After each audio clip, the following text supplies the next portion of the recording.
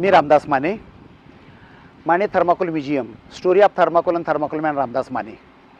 हे म्युझियम करण्याचा उद्देश हा आहे की मी एक ग्रामीण भागातनं निरक्षर घरातला मुलगा स्वतःच्या हिमतीवरती इंटरनॅशनल लेवलचा उद्योगपती बनलो. माझी अशी इच्छा आहे की ग्रामीण भागातल्या प्रत्येक मुलानं या म्युझियममधनं प्रेरणा घ्यावी. कारण हे जे म्युझियम आहे की ह्याचा उद्देश असा आहे की ग्रामीण भागातल्या मुलांना ते म्युझियम बघावं की रामदास मानेची सुरुवात कशी झाली, रामदास मानेंनी कशा कशा पद्धतीनं प्रयत्न केले आणि रामदास माने कशा पद्धतीनं पुढे गेले. त्याच पद्धतीनं तुम्ही ह्याच्यातनं ते बघावं, त्यातनं प्रेरणा घ्यावी आणि तुमच्या आयुष्यामध्ये तुम्ही सक्सेस व्हावं, हा प्रामाणिक उद्देश ह्या म्युझियमचा आहे. कारण story of thermocol and thermocol man Ramdas Mane, Ramdas मानेचा जन्म कसा झाला, एका निरक्षर घरामध्ये आईवडील अशिक्षित होते आणि त्याच्यानंतर रामदास माने आईवडील म्हणायचे की बाबा शाळा शिकून करायचं काय आहे, तरी पण मी आईवडिलापाशी हट्ट धरला की मला शाळा शिकायची आहे.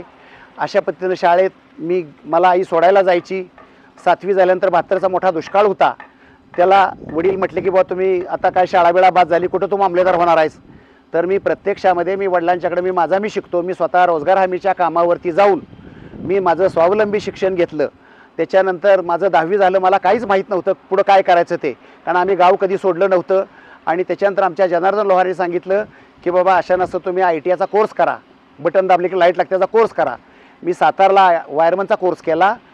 रात्रपाळीला कॅन्टीनचं वेटरचं काम करून मी दिवसा कोर्स केलेला आहे. मी पहिला आलेलो आहे. मी ज्यावेळी पुण्याला गेलो तेव्हा माझ्या आजीनं मला 20 रुपये उसने दिले आणि त्या 20 रुपयेमध्ये पुण्याला गेलो. माझी महिंद्रा सेंटरमध्ये इंटरव्ह्यू झाली आणि त्या इंटरव्ह्यूमध्ये की माझं सिलेक्शन झालं. माझी तिथं राहायची सोय नव्हती, काय नव्हती. एका पाण्याच्या टाकीखाली ओढ्यावरती मी राहिलेलो आहे. माझं अप्रेंटिस पूर्ण झालं, मी परमनंट झालो. नुसतं परमनंट झालं तर कोणी थांबत नाही आहे.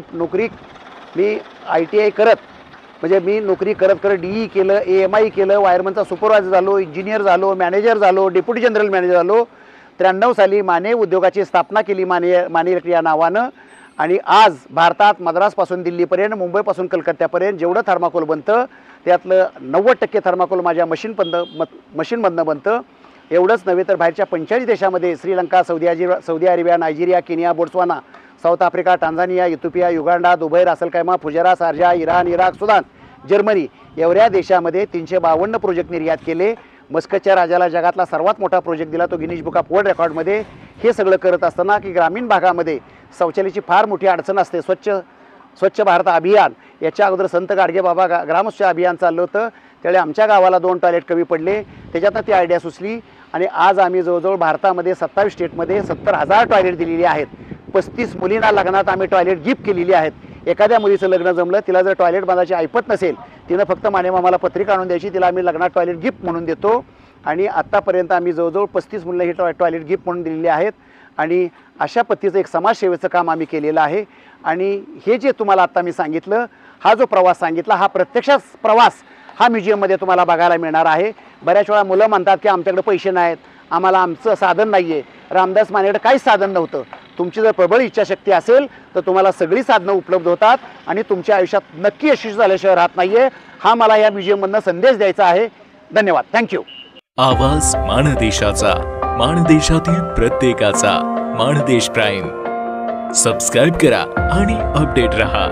नवीन व्हिडिओच्या नोटिफिकेशनसाठी बेल आयकॉनचं बटन दाबा. धन्यवाद.